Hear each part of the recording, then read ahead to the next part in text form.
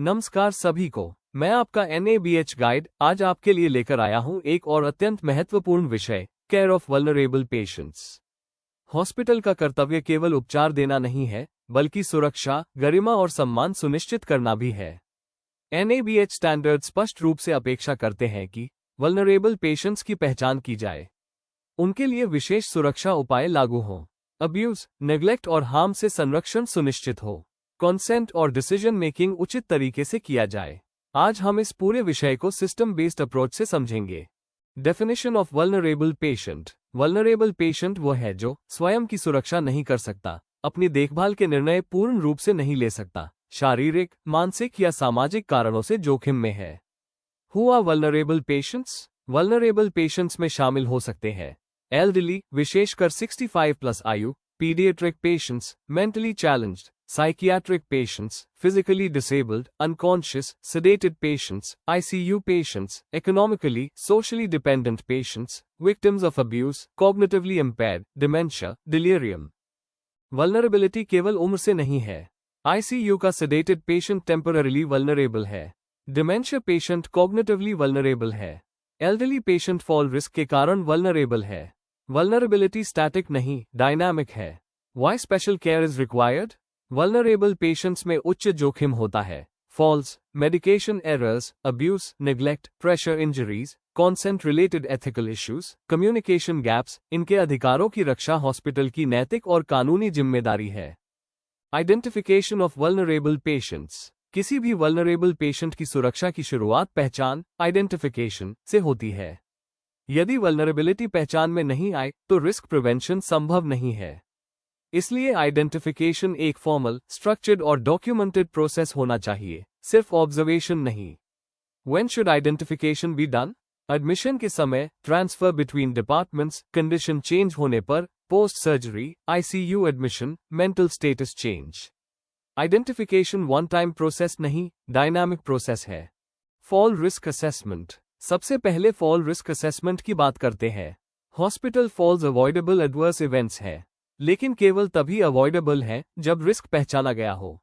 कब करना है? एडमिशन के समय, पोस्ट सर्जरी, सडेशन के बाद, कंडीशन चेंज होने पर, ट्रांसफर के समय। Assessment parameters. जब आप फॉल रिस्क फॉर्म भरते हैं तो एवेल्युएट करें age, previous fall history, sedative medication, dizziness, weakness, visual impairment, IV lines, catheter, confusion. हर पैरामीटर स्कोर करें। स्कोर भरकर फॉर्म फाइल में रख देना पर्याप्त नहीं है। High score, high intervention. अगर पेशेंट हाई रिस्क है, bed lowest position, side rails, call bell reachable, fall signage, assisted ambulation. Action documented होना चाहिए। Cognitive assessment. अब कॉग्निटिव असेसमेंट की बात करते हैं। कंफ्यूज्ड पेशेंट सबसे अधिक वल्नरेबल होता है। एसेस करें orientation, response to questions, delirium signs, GCS score. Confusion होने पर, close monitoring, family support, low stimulus environment, bed alarm, where available. Documentation अनिवार्य है। डिग्निटी और रिस्पेक्ट। अब हम डिग्निटी की बात करते हैं, जो अक्सर ओवरलुक्ड होती है। डिग्निटी कॉम्प्रोमाइज सटल हार्म है। Ensure proper draping, respectful tone, confidential discussion, same gender staff when required, no public disclosure of diagnosis. Dignity is not an extra service, it is a fundamental right. Abuse screening और protection from neglect. अब हम एक अत्यंत संवेदनशील लेकिन अत्यंत महत्वपूर्ण भाग पर आते हैं, abuse screening और protection from neglect. याद रखिए, vulnerable patient केवल medical risk में नहीं होता, वो behavioral और environmental risk में भी हो सकता है। Abuse के प्रकार, physical abuse, emotional abuse, sexual abuse, financial abuse, neglect. Neglect भी अब्यूज का ही एक रूप है। दवा समय पर न देना, हाइजीन मेंटेन न करना, अनअटेंडेड छोड़ देना, ये भी नेग्लिजेंस है।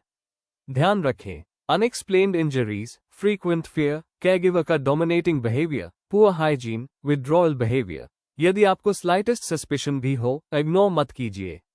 Escalation protocol. Suspicion, proper documentation, immediate senior को inform, hospital authority notify, legal compliance if required. याद रखिए, ignoring abuse suspicion is also negligence. Consent और decision making capacity. अब हम consent की बात करेंगे, जो vulnerable patients में सबसे critical ethical issue है। Consent केवल signature नहीं है। कॉन्सेंट एक इन्फॉर्म्ड, वॉलंटरी और कॉम्पिटेंट डिसीजन है। Capacity assessment 4 essential elements. जब भी कॉन्सेंट लिया जाए, एसेस करें। अंडरस्टैंडिंग, क्या पेशेंट जानकारी समझ पा रहा है? एप्रिशिएशन, क्या वो रिस्क और बेनिफिट समझ रहा है? रीजनिंग, क्या वो विकल्पों की तुलना कर सकता है? कम्युनिकेशन, क्या वो निर्णय स्पष्ट रूप से व्यक्त कर सकता है? Never assume incapacity, assess and document. यदि कैपेसिटी नहीं है, legal guardian consent, next of kin documentation, two doctor validation, critical procedures में proper case sheet entry. Paediatric scenario, parent guardian consent mandatory. Consent documentation complete और legible होना चाहिए।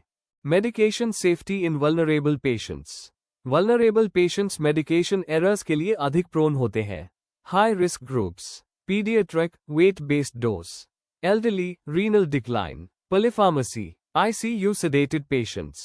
Prevention measures, accurate weight documentation, renal dose adjustment, double verification, lesser drugs separate storage, monitoring for adverse effects. याद रखिए, dose safe होना चाहिए, not just drug correct.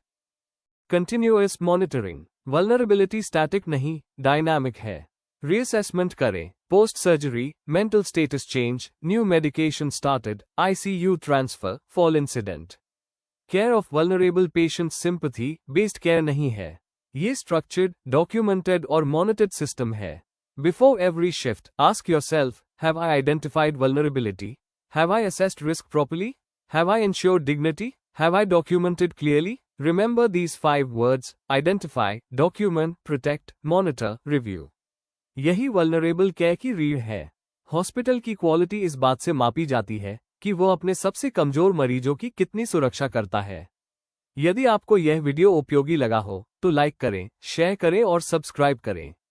Medi Quality Partners, your trusted NABH guide. धन्यवाद।